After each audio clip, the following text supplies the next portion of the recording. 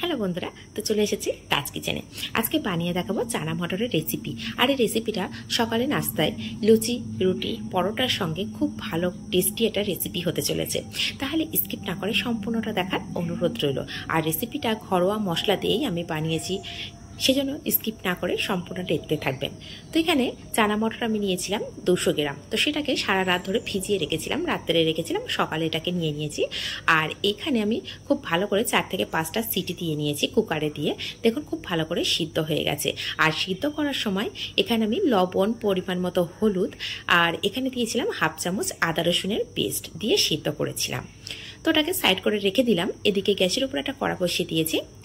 এর মধ্যে দিয়ে দিলাম পরিমাণ মতো তেল, আর দিয়ে দেবো একটি তেজপাতাকে 2 টুকরো করে নিয়েছি, সেটাকে দিয়ে দিলাম। তো কয়েক সেকেন্ড ভাজা করে নেব। আর এই পর্যায়ে ফ্লেমটাকে আমি মিডিয়ামে রেখেছি। তো কয়েক সেকেন্ড ভাজা করার পরে এর মধ্যে দিয়ে দেবো পেঁয়াজ কুচি। আর এখানে একটা বড় সাইজের পেঁয়াজ কুচি রেখেছি। এখানে আপনারা চাইলে অবশ্যই পেঁয়াজ আর টমেটোটা পেস্ট দিতে পারেন, এতে করে গ্রেভিটা খুব সুন্দর আসবে। তো আজ আমি পেঁয়াজ বা রসুনের আর টমেটোর কোনো পেস্ট ব্যবহার করছি না, সম্পূর্ণটাই কুচি করে ব্যবহার করেছি। তো এখন পেঁয়াজটা হালকা নরম হয়ে গেছে, ঠিক সেই পর্যায়ে এর মধ্যে দিয়ে দিলাম টমেটো। তো একটা বড় সাইজের টমেটো নিয়েছিলাম, সেটাকেও দিয়ে দিলাম। দিয়ে এখন এর মধ্যে দিয়ে দেবো হাফ চামচ আদা রসুনের পেস্ট। যেহেতু আগে কিন্তু হাফ চামচ আদা রসুনের পেস্ট দিয়ে আমি সেদ্ধ করেছিলাম। ঠিক একইভাবে হলুদ দিয়ে দিলাম সামান্য পরিমাণে। হলুদটা দেওয়ার পরে আদা রসুন দেওয়ার সঙ্গে সঙ্গে তেলের ওপরে যে এটা ছিটিয়ে আসে হলুদ দেওয়ার জন্য, সেই ছিটানো ভাবটা কিন্তু একদমই কমে যায়, খেয়াল করলে বুঝতে পারবেন। আর এখানে দিয়ে দিলাম জিরে আর মরিচের গুঁড়ো, দিয়ে দেব লঙ্কা গুঁড়ো স্বাদ অনুযায়ী।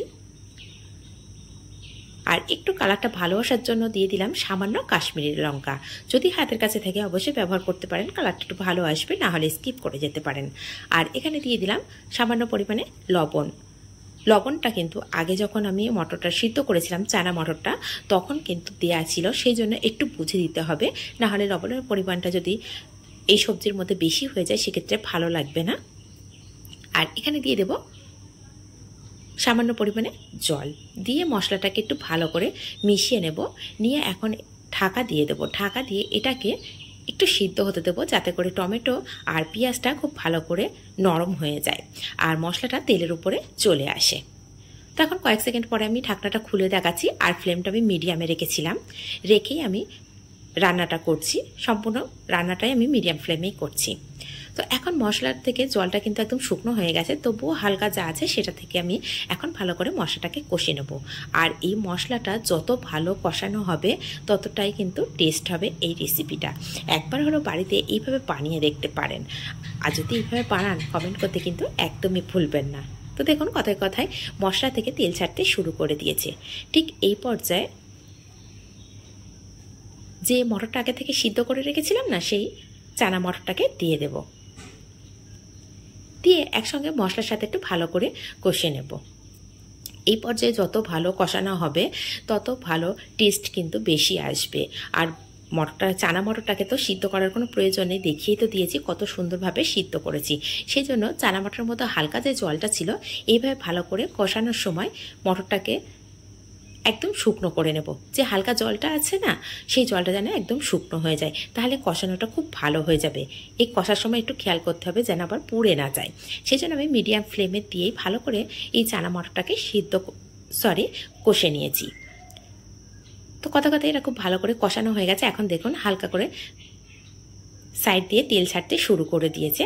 এখন আমি এর মধ্যে দিয়ে দেব সামান্য পরিমাণে জল। জলটা খুব বেশি দেব না, সামান্য পরিমাণেই ব্যবহার করেছি। এখানে আমি হাফ কাপের একটু কম ব্যবহার করেছি।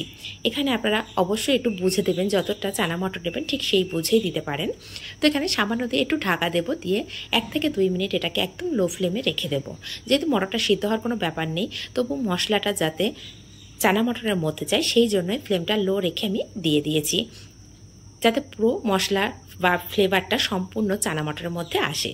ঠিক দেখুন 1 থেকে 2 মিনিট পরে ঢাকনাটা খুলে দিয়েছি। খুব বেশি জল দিইনি, সেজন্য খুব বেশি শুকনো হয়নি। ঠিক এর মধ্যে দিয়ে দিলাম সামান্য পরিমাণে চিনি। আর এখানে আমি কাসুরি মেথি নিয়েছিলাম, সেটাকে ভালো করে একটু ড্রাই রোস্ট করে নিয়েছিলাম, সেটাকে গুঁড়ো করে সামান্য পরিমাণে ওপর থেকে দিয়ে দিলাম। ঠিক এই পর্যায়ে আপনারা চাইলে গরম মশলা গুঁড়ো ব্যবহার করতে পারেন। তো দিয়ে এটাকে আমি ঢাকা দিয়ে দিলাম। ঢাকা দিয়ে এখন গ্যাসের ফ্লেমটাকে অফ করে দিচ্ছি। অফ করে দিয়ে 1 মিনিট পরে এটাকে আবারও আপনাদের সামনে দেখিয়ে দিচ্ছি। দেখুন রেসিপিটা কত সুন্দর হয়েছে আর কত সহজভাবে বানিয়েছি। তাহলে আজ এই পর্যন্ত, আবার আসবো অন্য কোনো রেসিপি।